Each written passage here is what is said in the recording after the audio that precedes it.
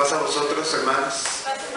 Qué alegría poder estar nuevamente en esta oportunidad, en este miércoles, en la casa del Señor para abordar nuevamente el tema de las primicias. Quisiera invitarles a que hagamos una oración, así como estamos de pie, hermanos, vamos a hacerla. Señor bendito, muchas gracias por regalarnos la vida y la oportunidad de venir a cantarte, de venir a adorarte como ya lo hemos hecho.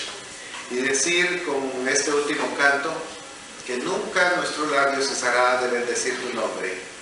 Aunque otros pueblos adoren, bendito Señor, las vanidades de este mundo, las riquezas, las posesiones, a nosotros nos interesa adorarte a ti.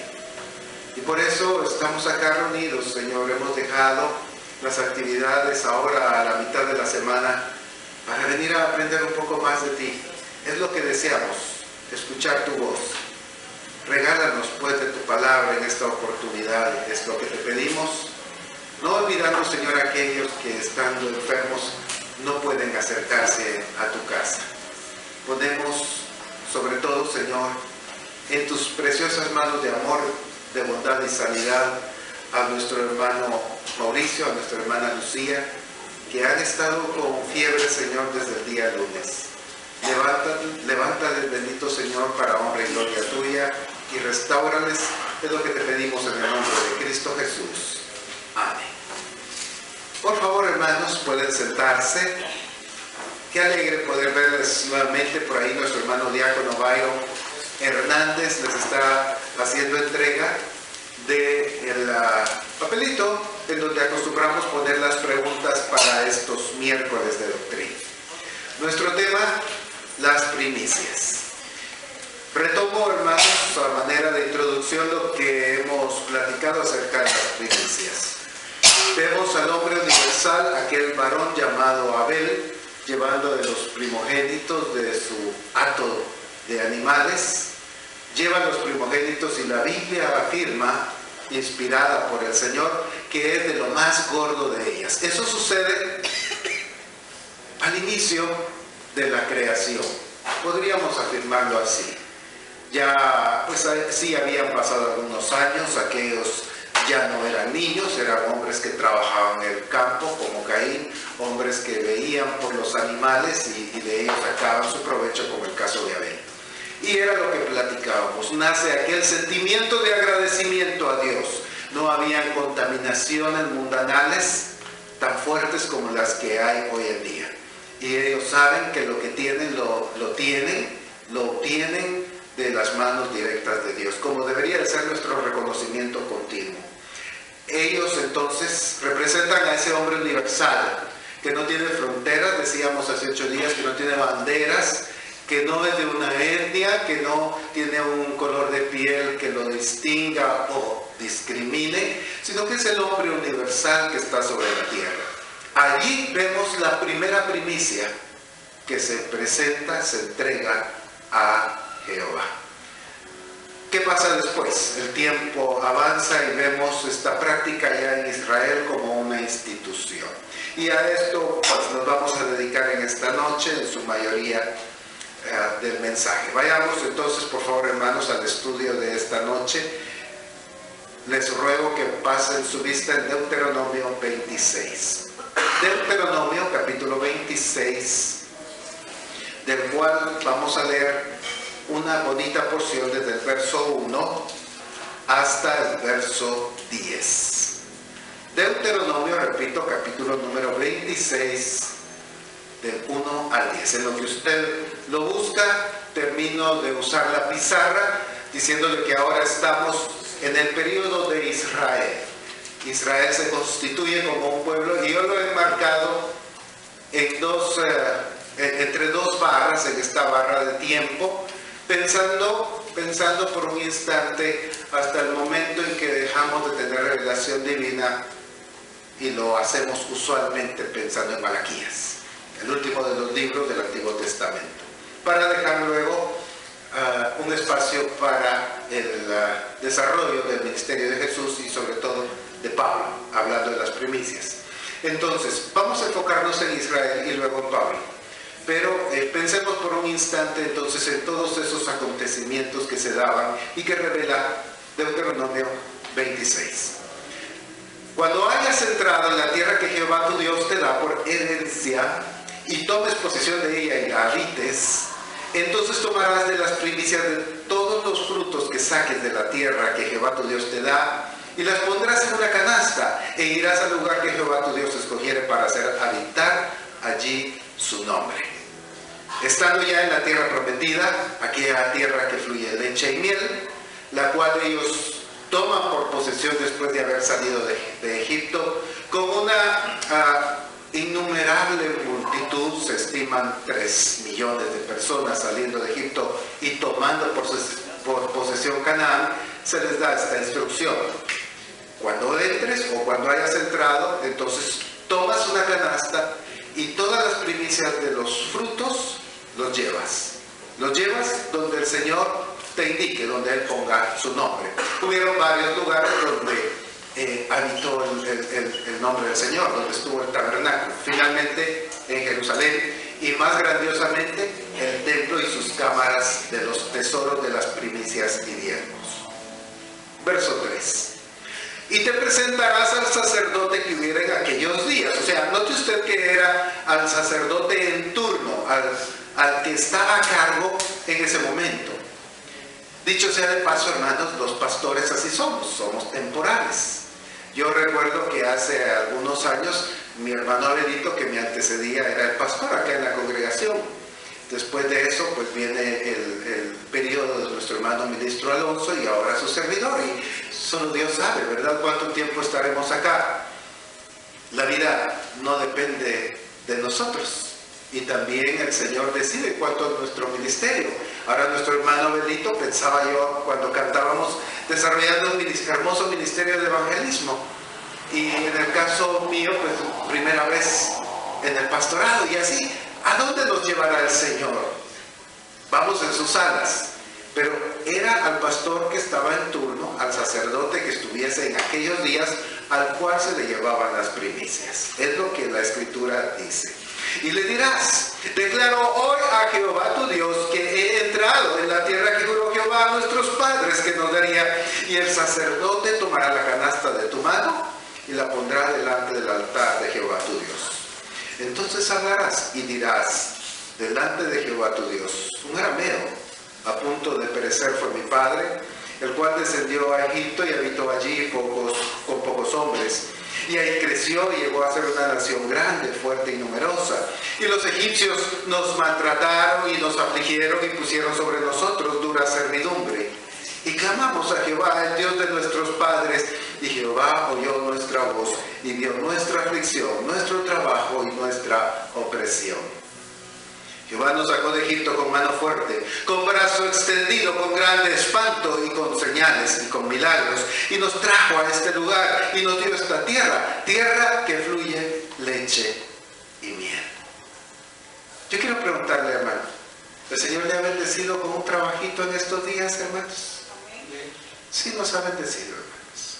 De alguna manera u otra, ¿verdad? Siempre ha habido leche y miel. Ha habido para nosotros en nuestros hogares. Y eso es lo que ellos reconocían ahí. Antes no tenían nada, eran esclavos, estaban oprimidos. Nosotros también, espiritualmente en el mundo, oprimidos por el pecado, ahora liberados. Así como ellos, ahora poseemos una tierra, ahora somos mayordomos de ella, mayordomos de todo lo que el Señor nos permite tener, como ellos. Y ahora dice finalmente el verso 10 que quiero leer en esta porción. Y ahora, a manera de conclusión, ellos dicen: he aquí, he traído las primicias del fruto de la tierra que me diste, oh Jehová. Y lo dejarás delante de Jehová tu Dios, y adorarás delante de Jehová tu Dios. Y ahí se quedaban las primicias, ¿verdad? Por supuesto, las primicias no eran solo de vegetales, de plantas, como aquí aparece. Yo les he mencionado, hermanos, que el pueblo de Israel era esencialmente un pueblo ganadero y agricultor. En este pasaje encontramos el tema de las plantas. Pero, siguiendo nuestro estudio, porque a eso venimos, yo les invito a que vayamos a Éxodo 13. Éxodo capítulo número 13. Veamos qué pasaba con los animales. A la usanza de Abel, el Señor también en este hermoso verso nos va a hablar de los animales. Éxodo capítulo número 13, verso 1 y 2. De hecho, no solo de los animales, sino aún del ser humano. Dice así Éxodo 13, 1 y 2. Jehová habló a Moisés diciendo: conságrame todo primogénito. Cualquiera que abre matriz entre los hijos de Israel, así de los hombres como de los animales, ¿qué dice ahí, hermanos? Mío es. Verso 12.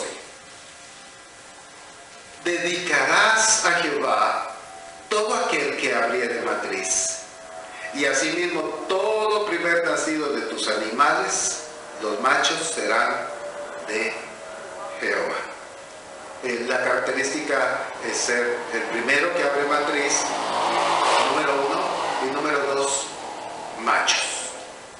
Vayamos aquí mismo, solo que ahora al capítulo 34. Éxodo capítulo 34. Del cual quiero pedirle que lea el verso 19 y 20. Éxodo 34, 19 y 20. ¿Ya lo tienen? Dice así: todo primer nacido mío es. Note usted la aseveración, lo claro que es el Señor acá. Él no deja lugar a ambigüedades, a interpretaciones. Él dice aquí: todo primer nacido mío es. ¿Cuántos son varones acá primogénitos? Levante la mano. Hermano Fabricio, hermano Boris, hermano Byron, hermano José. Hermano Víctor no es primogénito, entonces no es del Señor. No, es una broma, hermano. Si estuviéramos en aquella época, entonces Fabricio, hermano Byron, hermano Boris, hermano José eran los primogénitos, tenían algo muy especial, eran del Señor. Sigamos leyendo, por favor. Todo primer nacido mío es, y de tu ganado, note usted que no solo los seres humanos, sino también del ganado, todo primogénito de vaca u oveja, repito, ellos eran ganaderos, tenían vacas u ovejas, como aquí dice, por eso es que está legislado así. Si hubieran tenido otro tipo de animales, sin duda alguna lo hubiera agregado el Señor, pero esencialmente este era el tipo de ganado que ellos manejaban. Esto se define por las características de las tierras en aquel lugar, entonces era lo que ellos, su medio de vida. De vaca o oveja que sea macho, pero redimirás con cordero el primogénito del asno. O sea, si el asno tenía un primogénito, ese no era del Señor, había que redimirlo, decirle: a cambio del primogénito del asno, yo te traigo un primogénito, yo te traigo un cordero. No dice que sea primogénito de cordero, yo te traigo este cordero. El asno no lo consideraba el Señor como propio, había que redimirlo, había que hacer un cambio, por así decirlo, por un cordero. Dice otra vez el verso 20: pero redimirás con cordero el primogénito del asno. Y si no lo redimieres, o sea, si no lo puedes hacer, quebrarás su cerviz. Obviamente el animal ya no iba a servir, a tener el uso que normalmente se le daba. Final del versículo: redimirás todo primogénito de tus hijos. O sea, en vez de Fabricio, en vez de Byron, en vez de Boris, en vez de José, en vez de entregarlos al Señor, como si lo fue Samuel. ¿Se recuerdan ustedes el caso de Samuel, primogénito de Ana, que fue llevado al templo y fue dedicado a Dios y fue nazareno? A cambio de ellos había que redimirlos, llevar una ofrenda. Entonces Byron, Fabricio, Boris y José se quedaban en casa, se quedaban allá en el hogar, pero había que llevar una ofrenda a cambio de ellos. No dice qué ofrenda. En el caso del asno sí dice que era de cordero, pero en el caso del ser humano no lo dice. ¿Qué ofrenda era? Eso sí no me vaya a preguntar, no lo sé. No lo especifica. Probablemente el valor de un ser humano que sí estaba pesado en ciclos de plata allá en el santuario. No sé si esa ley exactamente existía en este momento, no estoy seguro, pero posteriormente sí había una tasación para seres humanos. Si usted recuerda, José se vende por una cantidad de piezas de plata, Jesús mismo se vende por una cantidad de piezas de plata, y esto era porque sí había una cierta regla para la compra de seres humanos, porque si usted recuerda también, en aquella época existía la esclavitud. Entonces, lógico era que los seres humanos también tuviesen un valor económico. Aunque ahorita dicen los científicos que no valemos, pero ni medio centavo de dólar por los químicos que tenemos, ¿verdad? Pero allá sí tenían un valor. Eso aparece sobre todo ya en el santuario cuando ya hay un templo. Acá entonces es dicho por Dios: tu primogénito, tu hijo, que me pertenece, que es mío, porque así empieza el verso 19, lo puedes redimir. Llevas una ofrenda y te queda a ti, pero recuerda que es mío, había que redimirlo. Repito, el caso donde no vemos esto, sino donde se entrega al primogénito, es en el caso de Ana. Después Ana, si usted recuerda, tiene más hijos, pero el primogénito se queda en el templo. Muy bien. Esto encontramos entonces, hermanos, en cuanto a seres vivos. Tanto seres humanos como animales son regulados acá, son del Señor también. Había que entregarlos o redimirlos, cualquiera de las dos cosas, excepto en el caso de los asnos, ¿verdad? Los asnos, ya aquí lo aclara, ese no, ese redímelo con un cordero, y si no, le quiebra la cerviz.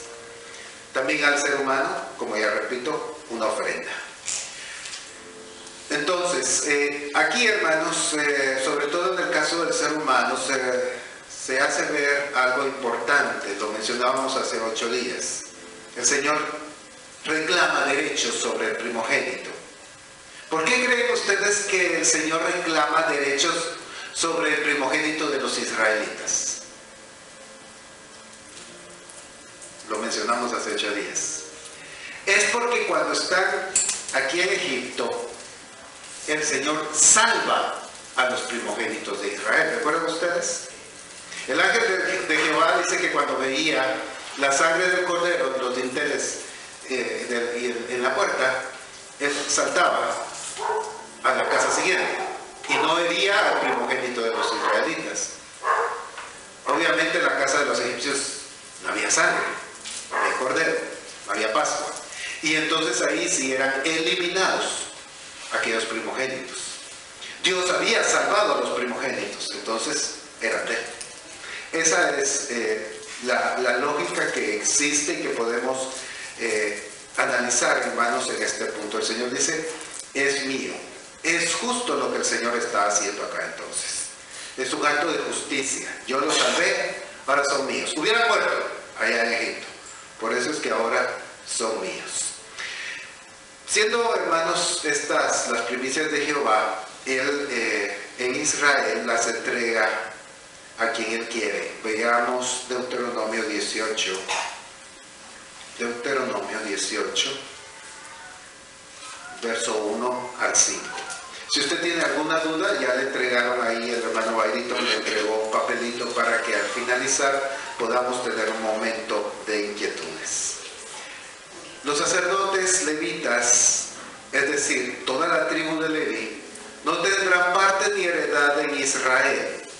De las ofrendas quemadas a Jehová y de la heredad de él comerán. Regresamos otra vez entonces a la tierra prometida, dividida entre 11 tribus. Y digo entre 11 porque, como dice el texto, los levitas no tienen tierra. A ellos se les dedica para el santuario y el Señor dice: ellos serán para mí. Ellos no tendrán parte ni heredad en Israel, sino que van a comer de las ofrendas quemadas a Jehová de la heredad de él. Comerán. No tendrán pues heredad entre sus hermanos. Jehová es su heredad, como él les ha dicho. Y este será el derecho. Note usted la palabra derecho. Ellos tenían ese derecho de los sacerdotes de parte del pueblo, de los que ofrecen el sacrificio buey o cordero, darán al sacerdote la espaldilla, las quijadas y el cuajar. Las primicias de tu grano, de tu vino, de tu aceite y las primicias de la lana de tus ovejas le darás. Todo esto dice aquí que era su derecho. Ellos no estaban hurtando cuando tomaban eso del pueblo. Era su derecho, les correspondía a ellos. Viene el Señor y se los da a ellos. Estaban en su pleno derecho, hermanos, al tomar la primicia del grano, de tu vino, de tu aceite, y las primicias de la lana de tus ovejas. Entonces la oveja, la que abría matriz, era del Señor, era el primogénito, la primicia, y luego cuando venían y a todas las demás las trasquilaban por primera vez. Aquella oveja había rendido su fruto, su lana, esa lana había que llevársela a levita. Ya la segunda trasquilada, tercera, cuarta, no sé cuántas le pudieron sacar a una oveja, ya era para el fulano. Pero la primera era la primicia de la oveja hembra que había nacido segundo, tercero o cuarto. Esta lana entonces era dedicada al Señor, era el producto del trabajo de aquellos pastores. También está aquí, como usted puede ver, el tema de las labranzas, los granos. Ellos eran agricultores y ganaderos. Por supuesto, hermanos, que el hecho de que Israel fuese un pueblo ganadero y un pueblo agricultor no implica que entonces solo se aplique a estos ejercicios económicos, a estas prácticas, a ellos nada más. En los diezmos lo hemos platicado cuando tuvimos las primeras sesiones sobre diezmos, ofrendas y primicias, lo platicábamos, ¿verdad? Veíamos cómo Abraham, había dado los diezmos del botín, el cual sin duda alguna tenía joyas, aunque pudo haber tenido animales. El entender, hermanos, es, sin miedo a equivocarnos, que toda aquella actividad comercial que se realice y que genere ganancia, tiene una primicia, un primer sueldo, una primera ganancia de un negocio. Eso es lo que el Señor dice, los levitas, y en este caso los sacerdotes, y para ser más específico el pastor, tiene derecho sobre esto. No es ningún error, bíblicamente hablando, hermanos, que el pastor lo tome y sea para sí. Es lo que aquí el escritor está diciendo. Y las primicias, repito, están más profundamente reguladas, explicadas acá, puesto que el pueblo ya es mucho más grande. Las vemos otra vez en el hombre universal llamado Abel, pero aquí las vemos ampliadas y explicadas. Versículo 5. Porque le ha escogido Jehová, hablando del levita, del sacerdote, porque le ha escogido Jehová tu Dios de entre todas las tribus para que esté para administrar en el nombre de Jehová él y sus hijos para siempre. O sea, su familia vivía de esto. Él servía en el templo y sus hijos vivían de las primicias y también de los diezmos. Veamos el segundo libro de Crónicas. Segundo libro de Crónicas, por favor, hermanos. Ya pasando un poquito el tiempo acá, pero busquemos un relato especial. Segundo libro de Crónicas, capítulo 31.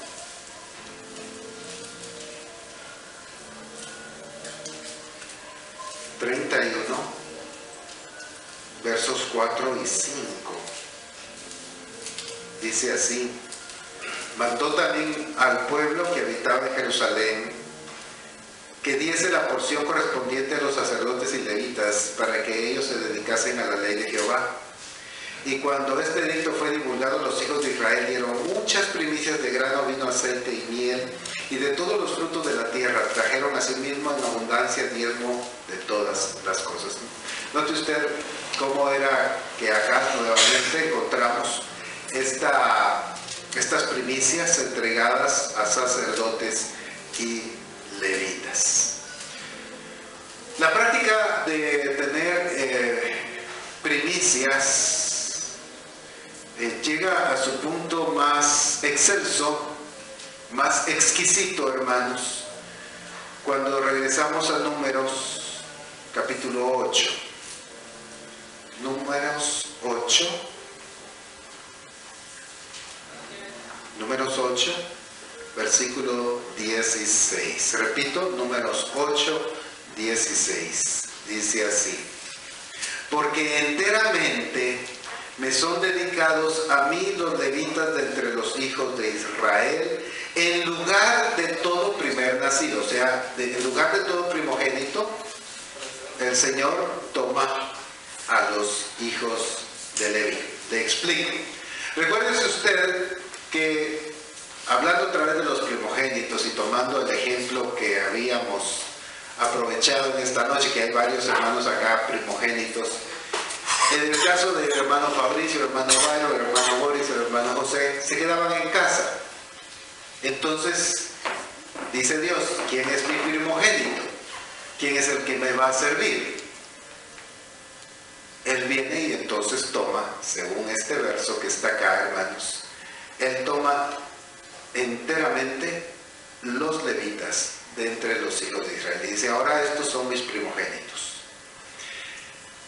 El primogénito tenía grandes ventajas en el pueblo de Israel. Se le daba el doble de la heredad que se le daba a todos los demás hermanos, cuando ya era la repartición de heredades. Era el primero en suceder a un rey cuando éste moría, etc.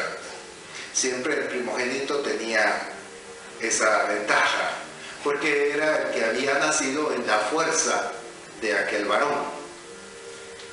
Acá vemos entonces, hermanos, que nosotros observamos a Dios mismo teniendo un primogénito. Él no se queda sin primogénito, sin un hombre fuerte que esté en su casa y que le sirva. Y entonces él dice, enteramente me son dedicados a mí los levitas entre los hijos de Israel, en lugar de todo primer nacido, el cual se los dejé entre paréntesis, no, en lugar de todo primer nacido, los he tomado para mí en lugar de los primogénitos de todos los hijos de Israel. Porque mío es todo primogénito entre los hijos de Israel, así de hombres como de animales. Desde el día que yo herí a todo primogénito en la tierra de Egipto, los santifiqué para mí. Y he tomado a los levitas en lugar de todos los primogénitos de los hijos de Israel. Si hay una razón entonces por la cual el Señor elige a los levitas, es porque Él tenía también derecho a tener un primogénito. Si nosotros lo tenemos, Él también. Y toma a la tribu de Leví para que sea su primogénito, su siervo, el defensor de su causa sobre la tierra. Aquel que va a estar al frente de la congregación, como hoy en día se entiende que es el pastor. Quien quiera que esté en turno, el pastor de aquellos días. Entonces, él está cubierto por aquel papá. Así como nosotros, ¿verdad? Que tenemos a nuestros hijos cubiertos con cobertura, que nos preocupamos por ellos y vemos que nada les falte. De igual manera lo hace el Señor. Y puesto que los primogénitos originales se los devolvió a su casa, diciéndolo, lo puedes redimir con una ofrenda, entonces ahora Él toma a los levitas. Y hoy toma a los pastores, para que les sirvan y tengan el derecho de tomar las primicias del pueblo.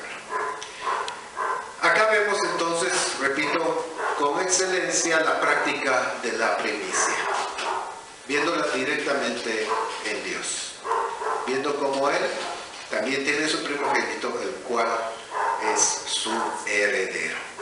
La práctica, hermanos, perduró. Ustedes recuerdan que Israel tuvo una gloria, un periodo, lamentablemente después fue a Babilonia, pero volvió a aparecer,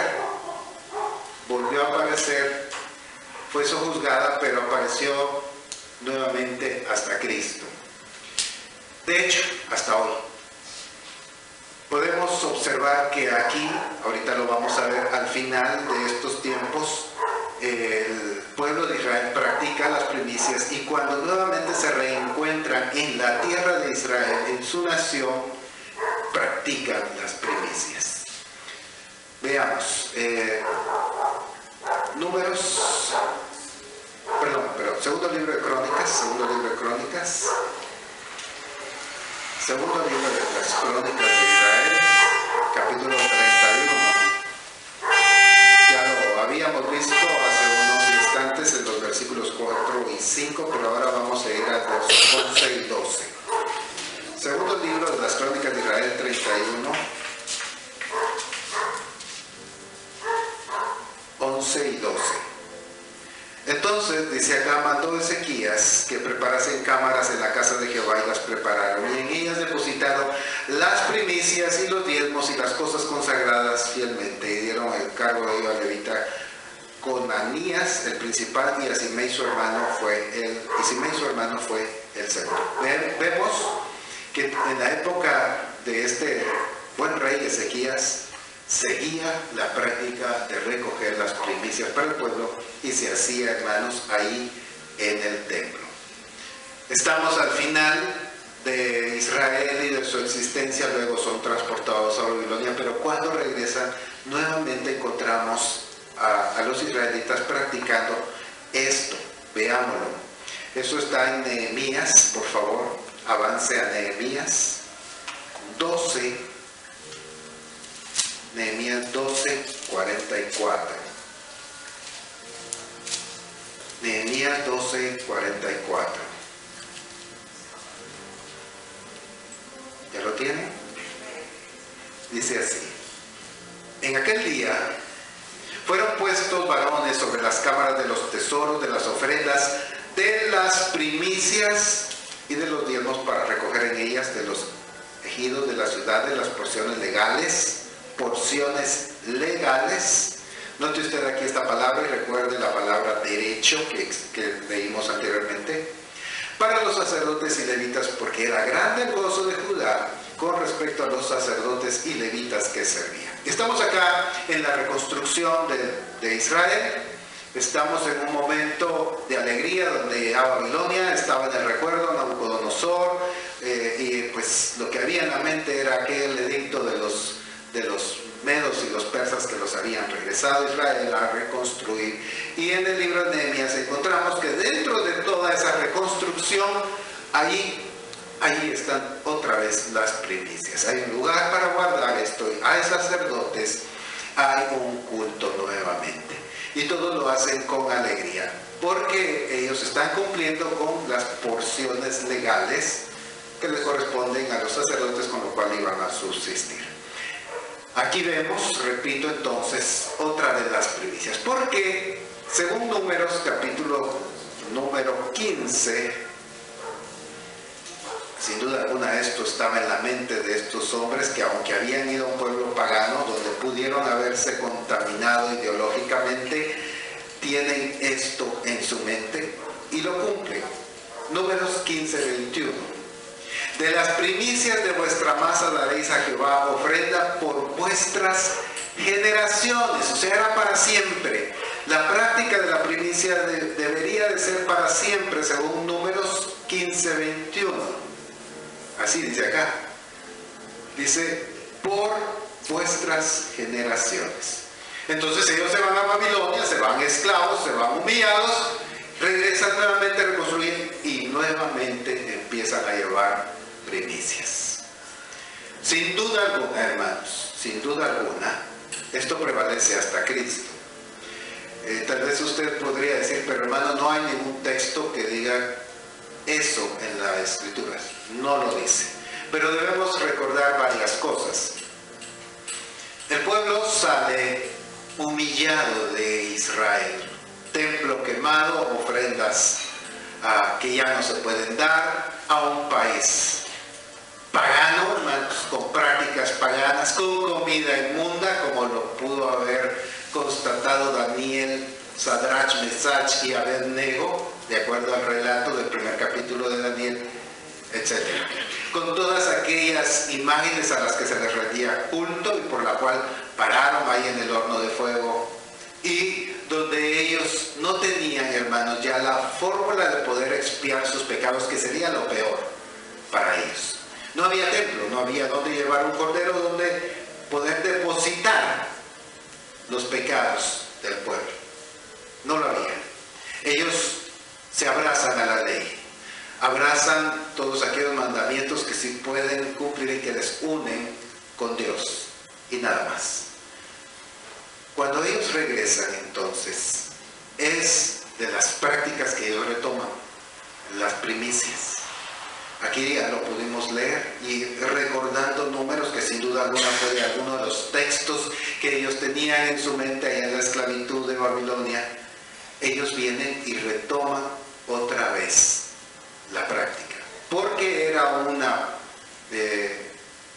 una ofrenda que debía presentarse de manera perenne para todas las generaciones. Aunque se van a un mundo contaminado, ellos regresan con la práctica y la ponen a andar. Lo vemos ahí en Nehemías. Sabían que era perenne. Para la época de Jesús, eso sin duda alguna todavía estaba en el ambiente. Estaba en la mentalidad de aquellos varones judíos, sobre todo en aquellos fariseos. Fariseos que, si usted recuerda, hablando del diezmo, dice que diezmaban hasta lo más pequeñito. Diezmaban al centavo, no se quedaban con nada. Ellos tenían en su mente esto y lo ponen en práctica. Pablo era fariseo. ¿Recuerda usted de esto? Él dice que él era fariseo, de fariseos, creado a los pies de Gamaliel, un gran erudito del cual aún la historia universal habla. Pablo conocía esa ley, y aun cuando ya no está revelado como ley la primicia, miren lo que dice Pablo. Primera carta a los Corintios. Primera carta a los Corintios, capítulo 15. Y vamos a ir despacito en este texto. Primera carta a los Corintios, capítulo 15. Recuerde usted, Pablo, judío, fariseo de fariseos, un hombre que practicaba todo cabalísimo. Primera carta a los Corintios, capítulo número 15, versículo 20. Mas ahora dice: Cristo ha resucitado de los muertos, primicias de los que durmieron es hecho. Primicias de los que durmieron es hecho. Aparte de Jesús, ¿cuántos más han resucitado para vida eterna, hermanos? ¿Cuántos? Ninguno. Lázaro resucitó, Jesús lo resucitó, pero tuvo que haber muerto después otra vez. ¿Cuándo? No sabemos, no aparece en la escritura. Pero él resucita como un hombre nuevamente, ¿verdad? No resucita transformado. Jesús sí es glorificado. De hecho, hoy está a la diestra del Padre. Es el primero. Él es la primicia. Es la primicia para Dios en este nuevo negocio de la resurrección, en donde vamos a participar todos. ¿Cuántos dicen amén, hermanos? Ahí vamos a participar. Solo que ya como primicia ya no. No vamos a poder decir yo soy el primogénito de la resurrección. No lo vamos a poder decir. El que sí lo puede decir es Cristo. Pablo, hermanos, hablando ya de nuestro tema, tiene claro el concepto y sin duda alguna la práctica. No es desconocido para él. El hecho, hermanos, que ya no se hable otra vez y se diga, bueno, ustedes van a dar la primicia de las vacas, van a dar la primicia de las ovejas, y como ahora también son banqueros, van a dar la primicia de sus negocios, como en la época de Jesús. Como son comerciantes, también de todas las cosas que vayan a negociar. No lo dice, hermanos, porque ya era una práctica. No es necesario porque ya estaba legislado. Y Números 15, 21 había dicho claramente, esto es de generación en generación. No lo explica. pero el concepto existe. Pablo lo conoce, Pablo lo sabe, y lo dice acá: la primicia de la resurrección es Cristo. No podemos decir, eso ya no existía, ya no se practicaba, ya no estaba en el pensamiento judío. No lo podemos decir. De hecho, podemos afirmar que un fariseo conocía perfectamente acerca del tema de las primicias. Y repito, sin duda alguna, lo practicaba. Pablo llevaba sus votos, llevaba sus diezmos. Recuerden ustedes un pasaje que leímos cuando estábamos hablando de las ofrendas. Él habló de que iba a ir a depositar sus diezmos y sus limosnas, perdón. Cuando hablamos, dimos la respuesta al tema de las limosnas y las ofrendas. Él dijo: yo voy a pagar mi voto y a dar limosnas. Así que encontramos a Pablo, hermanos, con estas prácticas, y acá con el concepto de la primicia. No lo deja solo ahí, sigamos leyendo por favor, porque por cuanto la muerte entró por un hombre, empieza a explicar él, también por un hombre la resurrección de los muertos, porque así como en Adán todos mueren, también en Cristo todos serán vivificados, pero cada uno en su debido orden. Cristo, ¿qué dice ahí, hermanos? Las primicias. Pregunta: las primicias que se llevaban al templo, imagínese usted a alguien que le fue muy bien, le va muy bien con su campo, y el Señor le da en aquella tierra que fluye leche y miel, le da en abundancia, y no lleva un canasto, lleva 10 canastos para el levita, y el levita lo recibe, el sacerdote lo recibe. Pregunta: ¿era motivo de alegría, hermanos? ¿Motivo de gozo para aquel pastor? Pues sí, ¿verdad? Tal vez ya en ese momento estaba quebrando los dedos porque la alacena se estaba quedando vacía, ¿verdad? Y ya las hijas, los hijos decían: papá, ¿qué vamos a comer mañana? Pero llegaba ahí la provisión porque Dios la daba, porque Dios le había bendecido a su pueblo, y ellos lo llevaban también con alegría. Decían: aquí está. Así como lo hacen algunos hermanos o muchos hermanos en el campo, en nuestra iglesia lo practican. Llevan las primicias, lo mencionaba hace 8 días, llevan las primicias. En el área de Izabal hay testimonios, he investigado ahí un poquito, y los hermanos llevan las primicias. Sin duda alguna es motivo de alegría para el pastor y su familia. Así ha de ser, es su derecho, pero además es motivo de gozo. Y los hermanos llegan allá, según cuentan, según informan los hermanos, y hacen una oración de agradecimiento a Dios, y ahí está el pastor, y hay felicidad, y sin duda alguna también se comparte. Pregunta, hermanos: ¿la resurrección de Cristo es de alegría o de tristeza? Es de alegría. Y entonces Pablo aquí dice: pero cada uno en su debido orden, Cristo las primicias, y luego los que son de Cristo en su venida. El concepto de la primicia ahí está también. Aparece acá, hermanos, porque era una práctica en Israel antes del cautiverio, después del cautiverio y sin duda alguna en la época de Cristo. Pablo, que era fariseo de fariseos, conocía el concepto y lo aplica acá. Nosotros pues lo vemos esto sublime, porque para nosotros lo que él está hablando acá es de gozo, porque está hablando de ser el primero en resucitar, como nosotros también abrazamos esa promesa. Pero regresando a nuestro tema, podemos afirmar, hermanos, que esa práctica la conocía Pablo, la tenía en su mente, la utiliza, la aplica para explicar a los hermanos, a todos aquellos que conocían acerca de Jesucristo y su resurrección, hacerles ver que esto era motivo de gozo y de alegría, el tener las primicias al alcance de la mano. Vemos entonces, hermanos, que desde el inicio de la humanidad, cuando el Señor bendice, hay un corazón agradecido de aquel Abel y aún de aquel Caín, que llevan ofrendas, pero la de Abel se distingue por ser una primicia y ser lo más gordo, lo que tal vez para cualquiera, lo decíamos hace 8 días, pudo haberle costado despegarse de él. Lo llevan, lo entrega, es regulado en Israel, lo viven después del cautiverio babilónico, y Pablo, fariseo de fariseos, conoce el concepto. Personalmente les digo, hermanos, yo creo que las primicias están en vigencia, sobre todo por lo que dice Números 15:21. Cualquiera dirá, eso es para el pueblo de Israel. Toda la Biblia es inspirada, 1, 2, la práctica se conocía antes de Israel con Abel. Así que ese es el fin de nuestro tema de las primicias, hermanos.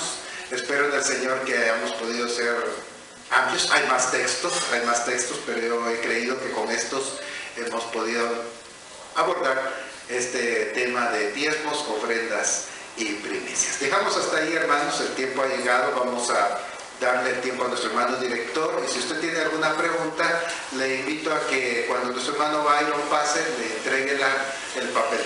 Pásenla.